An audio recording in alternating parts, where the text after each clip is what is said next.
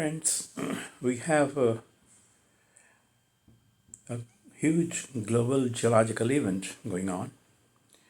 That is the 60th anniversary of UNDP program called International Union of Geological Sciences.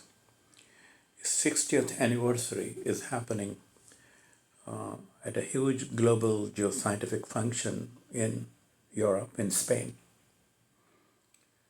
The 100 most vital geological heritage sites have been illustrated by International Union of Geological Sciences for a global outreach of geological sciences to society.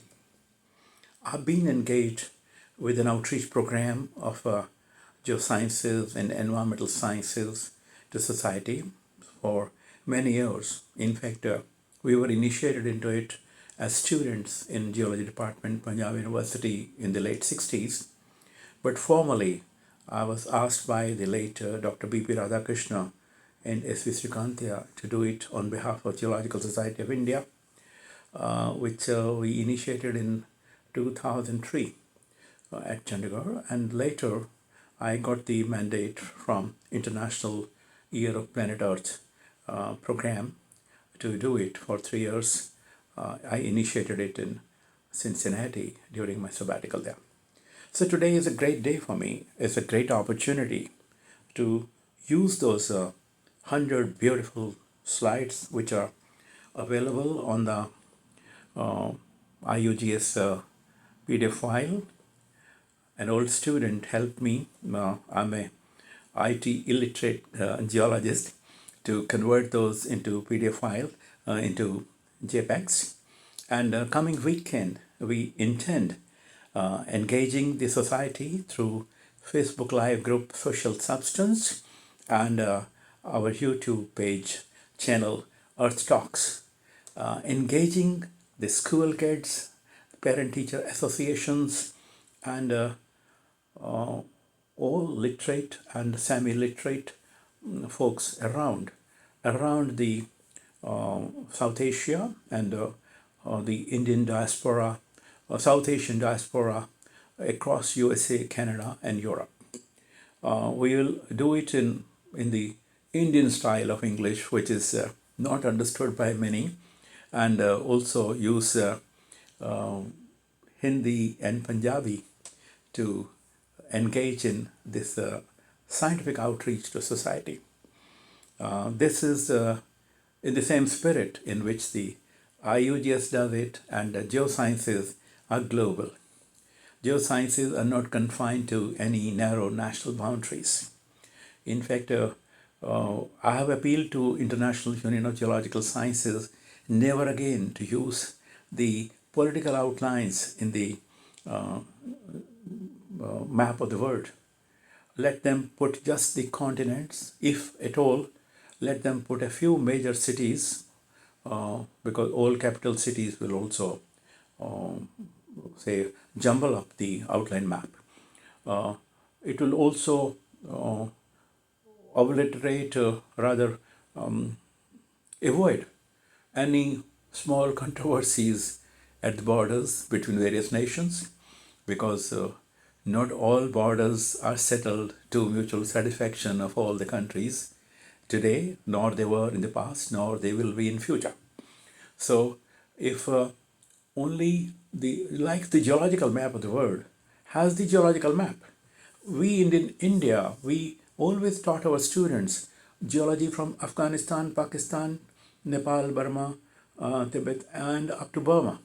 In fact, one of the geology books of M.S. Krishnan, title was Geology of India and Burma. So when we taught Himalayas, we always taught Salt Range of Pakistan. In fact, Salt Range in our times used to be a pet question.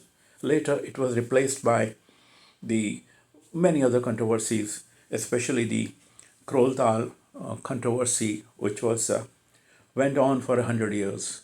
The Precambrian Ice Age, represented by the Blaney, was mistaken to be Permo-Carboniferous, equated with the Thalchir, and lots of mistaken so-called fossil discoveries, very flimsy fossil discoveries, were made. So we have a lot to talk about, but focus this weekend shall be. This YouTube is meant to be a trailer and an announcement of this talk, which will be happening maybe Saturday evening Indian time and morning time of my stay here in East USA with my daughter. And oh, the other countries, our compatriots in Europe and South Asian diaspora friends across the world can connect. And we would get in touch with the media friends and also announce it on our various geoheritage groups on the WhatsApp and through email.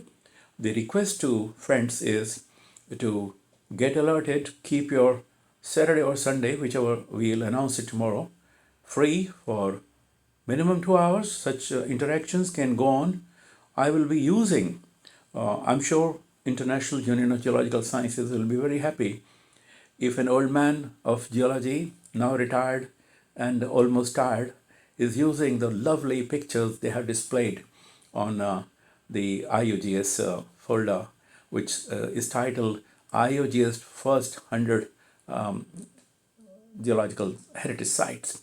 The heritage site they defined as an IUGS geological heritage site is a key place with geological elements and or processes of international scientific relevance used as a reference and or with a substantial contribution to the development of geological sciences through history. I have the PDF file in the background open. I'm trying to run through it down, and I've already got it converted. The key players in this are many. UNESCO is the main body which supports the IUGS activities, and obviously all these, the mother body is UNO, and the immediate supporter is the UNDP, the United Nations Development Program. Unfortunately, there are not many sites from Asia. Fortunately, we have the Meghalayan site from Northeast, and that cave site, which gave the latest geological stage that Meghalayan, and fortunately, Nepal and China had that great, youngest, the most dynamic, highest mountain, the Mount Everest. We have Himalayas, but the ownership of Mount Everest is shared by Nepal and China. So that goes under their name, and only Meghalayan goes under the name of India. I hope in near future, with the very fast momentum with which the geoheritage, geodiversity is being discussed across the students and across the geologists serving and retired in our subcontinent, we are sure we'll have a big name in the conservation of geological heritage in the world and in the history of geological sciences, geosciences. Obviously, we are not on record so far in the prominent sites, but over 250 years, the high Himalaya, the Spiti, Lahore, Ladakh have been visited by geologists from the world over. These areas and the areas in central India and South India, in fact, Indian subcontinent has a huge, wide spectrum of geological history of the world represented, and our rocks and fossils and features, the geomorphosites, they are at par with the best in the world. Our immediate necessity is to increase the number of amateurs and the hobby geologists, what we call the citizen geologists in the region. So, because formally teaching geology to the so many is not possible, because we have, to be very frank, lagged behind in the introduction of geological education in the country. I have tried to cocktail the environmental awareness program with my geoscientific awareness program, because there are more takers for environmental studies than for geological studies in our country, which still unfortunately remains largely geologically illiterate. And the system also doesn't so easily accept it. The white-collar sciences are still a priority, but the real wealth comes from the geological sciences. And if our country has to be at par with the best in the world, the richest in the world, we have to have shared eco and geological tourism across the borders. Political boundaries in geological researches don't matter, and in the pursuit of excellence, pursuit of prosperity and public welfare, the open tourism on the model of Europe is the model for the rest of the world. Peace and prosperity go together. This talk on the weekend will be, without saying, aimed at peace and prosperity and friendship among the geologists and the environmentalists and the hobby geologists and environmental crusaders across the world. I'm not restricting myself to a narrow region. Geology is global. Geologists are global in their mindset. And we may at times have local arguments, local fights on geology, but political boundaries are irrelevant in geological issues because political boundaries are drawn by man, and man is a pygmy before nature. Man just came. If the total history of the earth is squeezed to 1 hour, man's earliest ancestors, those earliest geologists, those Paleolithic and Chalcolithic men and women who were using stones and mining a few metals, came only 2 seconds back. So man doesn't really matter in this whole story of the life on Earth. Even dinosaurs who lived on this planet for 155 million years, and they faced extinction perhaps due to the second biggest volcanic activity called the Deccan volcanic activity, which went on for nearly 40,000 years at the end of the Cretaceous, say around 65 million years back. They also don't matter. There's so much spectrum in the life on Earth. There's so much on the mountain building activities in the world.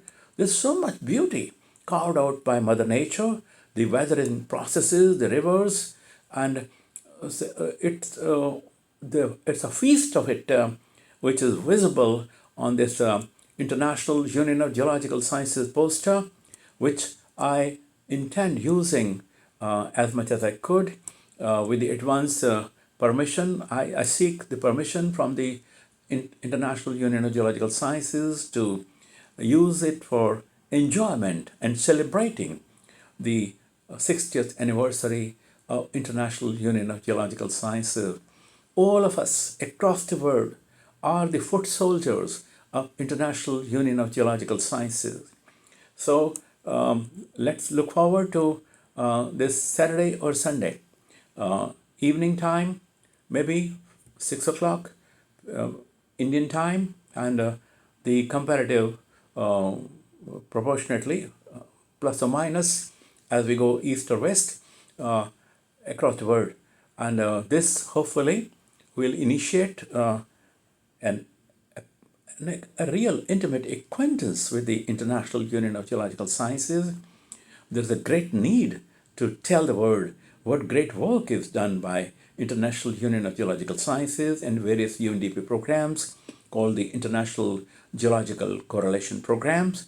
It was under one such program, IGCP 421, that we had gone to Peshawar 2 months after the Kargil conflict. And it only shows the geologists are geologists across the world. To them, wars don't matter. Peace only matters. A pursuit of peace and prosperity and friendship matters.